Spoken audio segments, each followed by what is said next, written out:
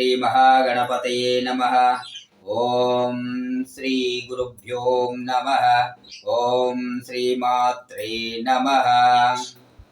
ಆದಿತ್ಯಾಯ ಚ ಸೋಮಾಯ ಮಂಗಳಾಯ ಬುಧಾಯ ಚ ಗುರು ಶುಕ್ರ ಶನಿಭ್ಯಶ್ಚ ರಾಹವೇ ಕೇತವೇ ನಮಃ. ಹಿಮಕುಂದಂ ಮೃಣಾಲಾಭಂ ದೈತ್ಯಾನಾಂ ಪರಮಂ ಗುರುಂ ಸರ್ವಶಾಸ್ತ್ರ ಪ್ರವಕ್ತಾರಂ ಭಾರ್ಗವಂ ಪ್ರಣಮಾಮ್ಯಹಂ. ಅಖಂಡ ವಿಶ್ವ ಕನ್ನಡ ವೀಕ್ಷಕ ಬಂಧುಗಳಲ್ಲಿ ಕಾಕರ್ಲ ಪ್ರಕಾಶ್ ಆದ ನಾನು ಅಂತರಾಳದಿಂದ ವಂದನೆಗಳನ್ನು ಸಮರ್ಪಿಸುತ್ತಾ, ಇಂದು ಕ್ರೋಧಿನಾಮ ಸಂವತ್ಸರ 2024-25ರಲ್ಲಿ ತುಲಾ ರಾಶಿಯವರ ಫಲಾಫಲಗಳನ್ನು ಲಘುವಾಗಿ ತಿಳಿಸುವುದಕ್ಕೆ ನಿಮ್ಮ ಮುಂದೆ ಬಂದಿದ್ದೀನಿ. ವೀಕ್ಷಕ ಬಂಧುಗಳಲ್ಲಿ ನನ್ನದೊಂದು ಸಣ್ಣ ಮನವಿ, ಈ ವಿಡಿಯೋವನ್ನು ಸಂಪೂರ್ಣವಾಗಿ ವೀಕ್ಷಿಸಿ.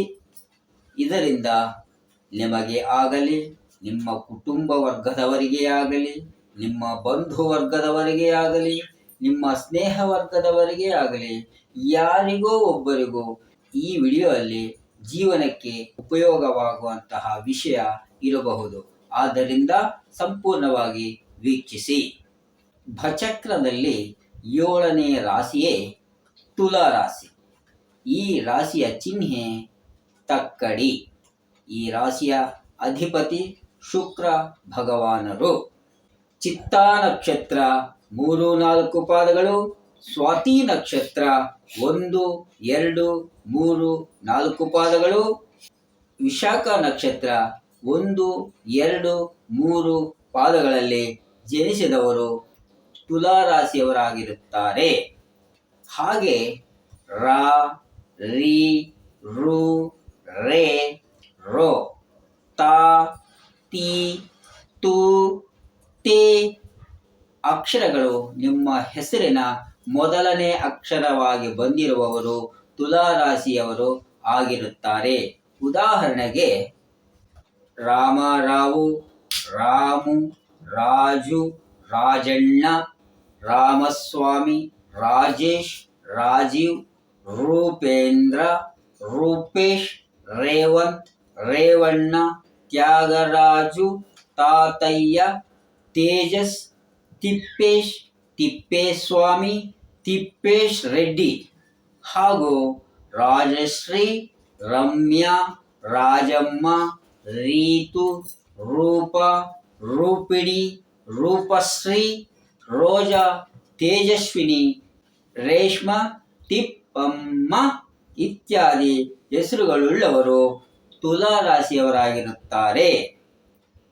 ಈ ರಾಶಿಯವರಿಗೆ ಈ ವರ್ಷ ಗುರು ಭಗವಾನರು 5ನೇ ತಿಂಗಳು 1ನೇ ತಾರೀಕು 2024ರವರೆಗೆ 7ನೇ ರಾಶಿಯಲ್ಲಿ ಶುಭನಾಗಿ ಇರುವುದರಿಂದ ರಾಜಕೀಯ ವ್ಯಕ್ತಿಗಳು ರಾಜಕೀಯ ವ್ಯವಹಾರಗಳಲ್ಲಿ ವಿಜಯವನ್ನು ಹೊಂದುತ್ತಾರೆ.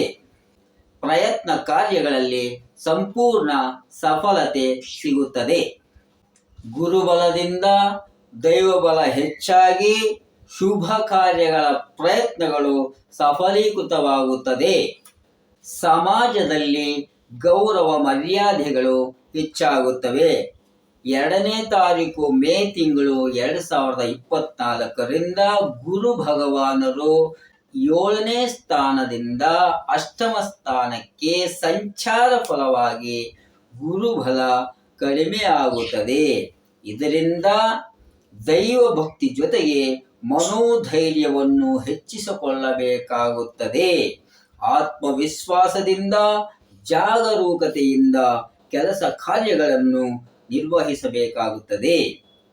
ಹೊಸ ಮುಖ್ಯ ಕಾರ್ಯಕ್ರಮಗಳು ಅಂದರೆ ಬಂಡವಾಳ ಹೂಡಿಕೆ ಮಾಡುವಂತಹ ಕಾರ್ಯಕ್ರಮಗಳು ಪ್ರಾರಂಭಿಸುವುದಕ್ಕೆ ಇದು ಶುಭ ಸಮಯವಲ್ಲ. ಹಾಗೂ ಕಠಿಣವಾಗಿ ಮಾತನಾಡುವುದು, ಕೋಪಗೊಳ್ಳುವುದು ಬಿಡಬೇಕಾಗುತ್ತದೆ. ಇತರರಿಗೆ ಹಾನಿ ಒಳಗಾಗುವಂತಹ ಕಾರ್ಯಕ್ರಮಗಳಿಗೆ ದೂರವಾಗಿರಬೇಕು. ಈ ವರ್ಷ ಪೂರ್ತಿ ಶನಿ ಭಗವಾನರು 5ನೇ ಸ್ಥಾನದಲ್ಲಿ ಇದ್ದು ಅಶುಭನಾಗಿ ಇರುವುದರಿಂದ ಯಾವುದಾದರೂ ಒಂದು ವಿಷಯಕ್ಕೆ ಮನಸ್ತಾಪಕ್ಕೆ ಗುರಿಯಾಗಬಹುದು. ಪ್ರಯತ್ನ ಕಾರ್ಯಗಳಲ್ಲಿ ಅಡೆತಡೆಗಳು ಎದುರಾಗುವುದು, ಬಂಧು ಮಿತ್ರರ ಜೊತೆ ವಿರೋಧ ಉಂಟಾಗುವ ಸಂದರ್ಭಗಳು ಬರಬಹುದು. ಶತ್ರುತ್ವ ಬಂದರೂ ಅದನ್ನು ಜಯಗಳಿಸುತ್ತೀರಾ, ಅದೊಂದು ವಿಷಯ. ಸಂಪಾದನೆಗೆ ಮೀರಿ ಖರ್ಚುಗಳು ಮಾಡುವ ಸಂದರ್ಭ ಬರಬಹುದು. ಈ ಸಮಯದಲ್ಲಿ ಯಾವುದೇ ರಂಗದಲ್ಲಿದ್ದರೂ ಸೌಮ್ಯತೆಯನ್ನು ಪ್ರದರ್ಶಿಸಬೇಕಾಗುತ್ತದೆ. ರಾಹ ಭಗವಾನರು ಯುಗಾದಿ ನಂತರ 6ನೇ ಸ್ಥಾನದಲ್ಲಿ ಸ್ಥಿತನಾಗಿರುವುದರಿಂದ ತುಂಬಾ ಧೈರ್ಯ ಸಾಹಸಗಳಿಂದ ಕೂಡಿರುತ್ತೀರಾ. ಮುಖ್ಯವಾದ ವ್ಯಕ್ತಿಗಳನ್ನು ಭೇಟಿ ಆಗುವ ಸಂದರ್ಭಗಳು ಬರುತ್ತವೆ. ನಿಮ್ಮ ಧೈರ್ಯ ಸಾಹಸಗಳನ್ನು ಬೇರೆಯವರು ಗುರುತಿಸುತ್ತಾರೆ. ಆಕಸ್ಮಿಕ ಲಾಭಗಳು ಅವಕಾಶವಿದೆ. ಕೇತು ಭಗವಾನರು ಯುಗಾದಿಯ ನಂತರ 12ನೇ ರಾಶಿಯಲ್ಲಿ ವರ್ಷ ಪೂರ್ತಿ ಅಶುಭನಾಗಿ ಸ್ಥಿತನಾಗಿರುತ್ತಾನೆ. ಪ್ರಯಾಣಗಳಲ್ಲಿ ಖರ್ಚು ಸಹಿತ ಕಷ್ಟಗಳು ಇರುತ್ತೆ. ಆಕಸ್ಮಿಕ ಧನ ನಷ್ಟ ಆಗುವ ಸಂದರ್ಭಗಳು ಬರಬಹುದು. ಅನಾರೋಗ್ಯ ವಿಷಯಕ್ಕಾಗಿ ಹೆಚ್ಚಿನ ಹಣವನ್ನು ಖರ್ಚು ಮಾಡುವ ಸಂದರ್ಭ ಬರಬಹುದು. ಓದುವುದರ ಮೇಲೆ ಅಲ್ಲದೆ ಇತರೆ ಯೋಚನೆಗಳಿಂದ ವಿದ್ಯಾರ್ಥಿಗಳಿಗೆ ಜ್ಞಾಪಕ ಶಕ್ತಿ ಕಡಿಮೆ ಆಗಿ ಪರೀಕ್ಷೆಯಲ್ಲಿ ಸಾಧಾರಣ ಅಂಕಗಳಿಂದ ಉತ್ತೀರ್ಣರಾಗಬಹುದು. ವಿದ್ಯಾರ್ಥಿಗಳು ಇಷ್ಟದಿಂದ ಕಷ್ಟಪಟ್ಟು ಓದಿದರೆ ನಿಮ್ಮ ಉನ್ನತಾಶಯಗಳ ಗುರಿಗಳನ್ನು ಸಾಧಿಸುವುದರಲ್ಲಿ ಯಾವುದೇ ಸಂದೇಹವಿಲ್ಲ ಅಂತ ಹೇಳಬಹುದು. ಈ ರಾಶಿಯವರು ಲಿಂಗ ಭೇದವಿಲ್ಲದೆ, ವಯೋಭೇದವಿಲ್ಲದೆ ವ್ಯಾಯಾಮ ಯೋಗ ಮಾಡುವುದರಿಂದ ಆರೋಗ್ಯ ಸಹಿತ ಜೀವನಾಭಿವೃದ್ಧಿ ಸಫಲತೆಯಾಗುವುದರಲ್ಲಿ ಯಾವುದೇ ಸಂದೇಹವಿಲ್ಲ. ಈ ರಾಶಿಯವರು ಲಿಂಗ ಭೇದವಿಲ್ಲದೆ, ವಯೋಭೇದವಿಲ್ಲದೆ ವ್ಯಾಯಾಮ ಯೋಗ ಮಾಡುವುದರಿಂದ ಉತ್ತಮ ಆರೋಗ್ಯ ಸಹಿತ ಜೀವನಾಭಿವೃದ್ಧಿ ಇರುವುದು ಅಂತ ಹೇಳಬಹುದು. ತುಲಾ ರಾಶಿಯವರಿಗೆ ಈ ವರ್ಷ ಆದಾಯ 2, ಖರ್ಚು 8, ಗೌರವ 1, ಅವಮಾನ 5. ಶುಭ ಅಶುಭ ಮಿಶ್ರ ಫಲಗಳಿಂದ ಕೂಡಿದ್ದು ಅಶುಭ ಫಲಗಳೇ ಹೆಚ್ಚಾಗಿ ಕಂಡುಬರುತ್ತವೆ ಈ ವರ್ಷ ಈ ತುಲಾ ರಾಶಿಯವರಿಗೆ.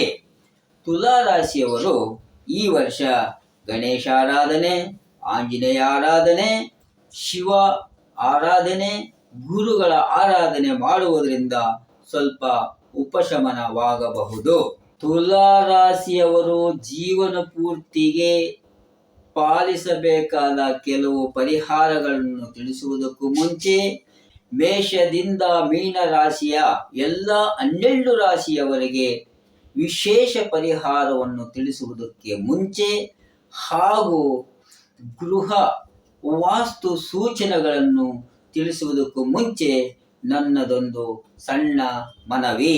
ಈ ವಿಡಿಯೋವನ್ನು ಸಂಪೂರ್ಣವಾಗಿ ವೀಕ್ಷಿಸಿ, ಲೈಕ್ ಮಾಡಿ, ಕಾಮೆಂಟ್ ಮಾಡಿ, ನಿಮ್ಮ ಸ್ನೇಹಿತರ ವರ್ಗದವರಿಗೆ, ನಿಮ್ಮ ಕುಟುಂಬದವರಿಗೆ ಹಾಗೂ ನಿಮ್ಮ ಬಂಧುವರ್ಗದವರಿಗೆ ಶೇರ್ ಮಾಡುವುದರಿಂದ ನನಗೆ ನೀವು ಪ್ರೋತ್ಸಾಹ ಕೊಡುವುದಲ್ಲದೆ ಹೆಲ್ತು ವೆಲ್ತು ಸಹಿತ ಸತ್ಸಂಗ ಸಮಾಜಾಭಿವೃದ್ಧಿಯಲ್ಲಿ ನೀವು ಸಹ ಭಾಗಿಯಾಗಿ ಆ ದೇವರ ಕೃಪೆಗೆ ಪಾತ್ರರಾಗಬಹುದು ಅಂತ ಹೇಳುತ್ತಾ, ತುಲಾ ರಾಶಿಯವರು ಜೀವನ ಪೂರ್ತಿಗೆ ಪಾಲಿಸಬಹುದಾದ ವಿಶೇಷ ಪರಿಹಾರಗಳನ್ನು ತಿಳಿಸುತ್ತೀನಿ.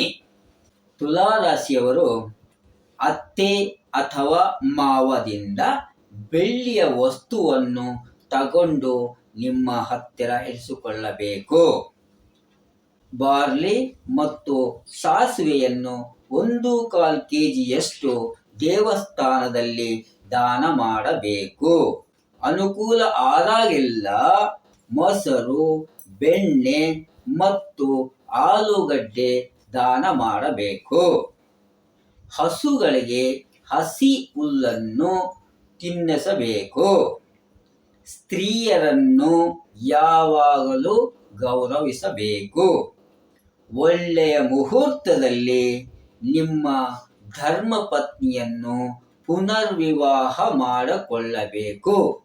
ಇತ್ಯಾದಿ ಪರಿಹಾರಗಳನ್ನು ಶ್ರದ್ಧಾಭಕ್ತಿಯಿಂದ ಆಚರಿಸುವುದರಿಂದ ನಿಮ್ಮ ಜೀವನ ಅತ್ಯಂತ ಅಭಿವೃದ್ಧಿಯಲ್ಲಿ ಸಾಗುವುದರಲ್ಲಿ ಯಾವುದೇ ಸಂದೇಹವಿಲ್ಲ.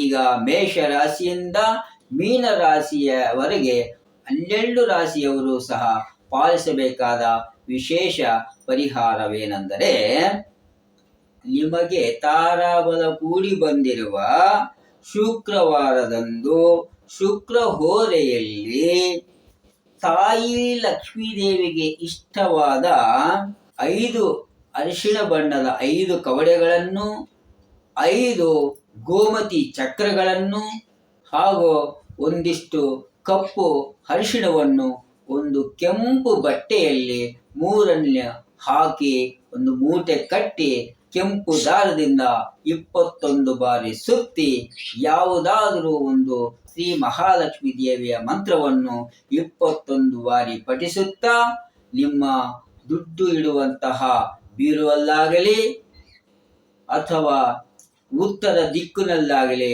ಎಲ್ಲಾದರೂ ಒಂದು ಕಡೆ ಇಟ್ಟು ನಿಮ್ಮ ಒಂದು ಅಗರಬತ್ತಿಯನ್ನು ಧೂಪವನ್ನು ತೋರಿಸಿ ಇಡಬೇಕಾಗುತ್ತದೆ. ಇದರಿಂದ ನಿಮ್ಮ ಮನೆಯಲ್ಲಿ ಲಕ್ಷ್ಮಿ ಸ್ಥಿರವಾಗಿ ನೆಲೆಸುವುದಲ್ಲದೆ ವಿಶೇಷ ಸಂಪಾದನಾ ಮಾರ್ಗಗಳು ನಿಮ್ಮ ಮನಸ್ಸಿಗೆ ಗೋಚರವಾಗುತ್ತೆ. ಈಗ ಗೃಹ ನಿರ್ಮಾಣ ಸಮಯದಲ್ಲಿ ಪಾಲಿಸಬೇಕಾದ ಗೃಹ ನಿರ್ಮಾಣ ಸೂತ್ರಗಳನ್ನು ಕೆಲವು ತಿಳಿಸುತ್ತೀನಿ. ವೃಷಭಾಯದಲ್ಲಿ ಮನೆ ಕಟ್ಟಿದರೆ ಸರ್ವ ಶುಭಕರ, ಉತ್ತಮ ಮಕ್ಕಳ ಜನನ, ವಂಶಾಭಿವೃದ್ಧಿ ಇರುತ್ತದೆ. ಆಗ್ನೇಯ ದಿಕ್ಕಿನಲ್ಲೇ ಅಡಿಗೆ ಮನೆ ಇರಬೇಕು. ಆಗ್ನೇಯ ದಿಕ್ಕಿನಲ್ಲೇ ಅಡಿಗೆ ಮನೆ ಇರಬೇಕು. ಉತ್ತರ ನೈಋತ್ಯದಲ್ಲಿ ದ್ವಾರವಾಗಲಿ ಮುಖ್ಯ ಗೇಟನ್ನಾಗಲಿ ಇಡಬಾರದು. ಇವುಗಳು ಗೃಹವಾಸ್ತು ನಿರ್ಮಾಣ ಸೂತ್ರಗಳಲ್ಲಿ ಇವು ಬಹಳ ಮುಖ್ಯವಾಗಿರುತ್ತವೆ ಅಂತ ಹೇಳುತ್ತಾ ಇವತ್ತಿನ ಕಾರ್ಯಕ್ರಮವನ್ನು ಮುಕ್ತಾಯಗೊಳಿಸುತ್ತೀನಿ. ಸರ್ವೇ ಜನಾಃ ಸುಖಿನೋ ಭವಂತು, ಸಮಸ್ತ ಸನ್ಮಂಗಳಾನಿ ಭವಂತು.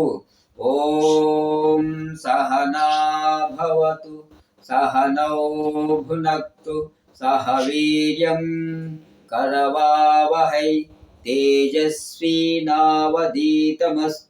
ಮಾ ವಿದ್ವಿಷಾವಹೈ. ಓಂ ಶಾಂತಿ ಶಾಂತಿ ಶಾಂತಿ. ಹರಿ ಓಂ.